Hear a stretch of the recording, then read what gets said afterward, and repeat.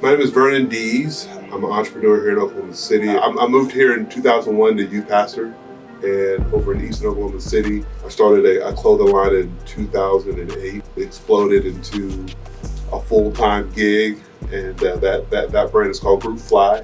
But out of that spawned a passion to help organizations, churches, nonprofits creatively. But my real passion is what we've been able to do with a good friend of mine, Marcus Jackson, on the east side of Oklahoma City, called Urban Bridge. We launched a nonprofit. We launched our first youth center in the fall of 2021. My name is Joey Sager, and I grew up in a remote part of the state out in the Oklahoma Panhandle on a wheat farm and a cattle ranch. Somehow decided along the way to move to the big city and get away from everything I was allergic to on the farm, including the work.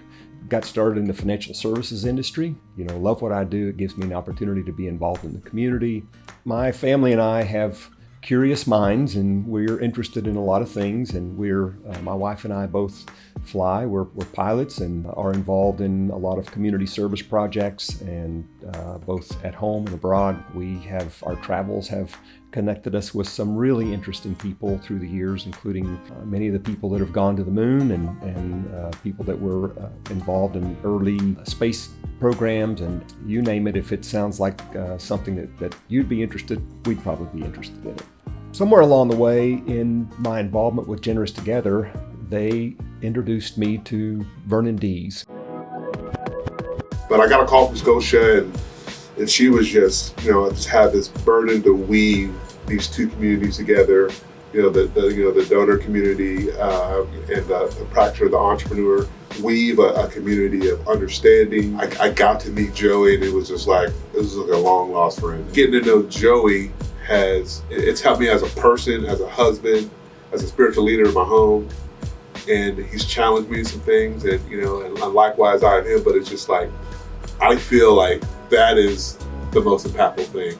And Vernon and I first connected, I think, by phone, then we had lunch together, and we hit it off. We became great friends. We have similar passion for ministry and for community involvement. We kind of got lost in trying to figure out who was mentoring who. I was learning so much from him, and we were having so much fun, and our families connected, and we've spent time together with our kids. And it was just the sweetest thing. So we went over and we carved pumpkins. And so we got to hang out with our family, their family. It was just awesome. And so it was just cool to see our wives connecting, our kids hanging out. Our change and impact happens on the level of relationship.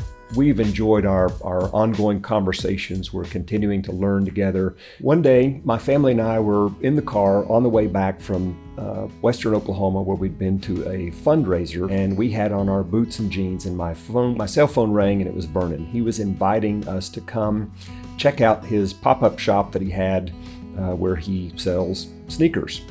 I said, "Vernon, are we going to embarrass you because we're all wearing cowboy boots?" And he said, "No, come on." And he showed up. But here's the deal. They had their whole, cowboy outfits. But they had the boots, the Western shirts, the belt buckles. And so here they walk into this, urban sneaker event. They're just cowboyed out. And I was like, man, that is awesome. And it was a hit. They were a hit. We had so much fun. And he took us around, and people were looking at us like we had, stepped out of the Old West, because we were wandering around in our boots looking at these fancy sneakers that he had for sale. And it was such a fun day, and it was a day of bonding. As Vernon and I met and we got to know one another better, he began to introduce me to some of his friends. One of those people was Marcus Jackson. Me and Marcus Jackson, we are like this, we've been doing ministry together, doing life together for, going on about 20 years.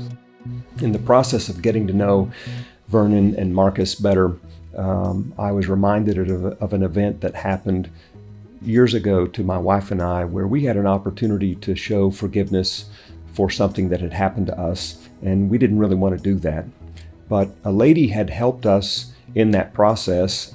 She was in the right place at the right time and was highly recommended to us, and helped us find a way to show kindness to someone who had wronged us. And that went a long way in the healing process, the redemptive healing process for us. As I got to know Marcus better, It was a surprise to him and me, and certainly to Vernon. As it turned out, that lady who helped us is Marcus's mom, Linda Jackson. And so connecting those dots as we sat there that day at lunch, and we all stared at each other with our mouths hanging open. So now as we move forward, there's a new level of connection. It's almost like, oh, I know who you are.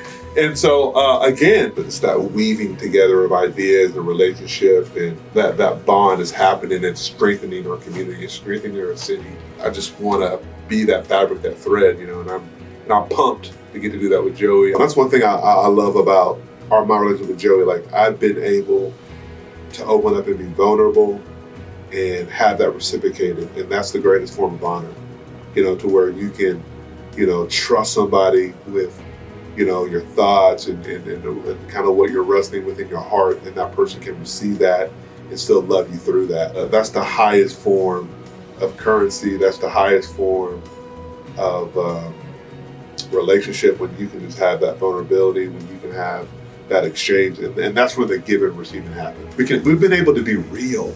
So I'm able to say things that it's held with care. Joey's able to say things to me. It's held with care. Vernon has been one of those guys that when you know him, you're going to enjoy your time around him. There's no question about that. But beyond that, he's brought a richness to the relationship that has really been very, very helpful to me.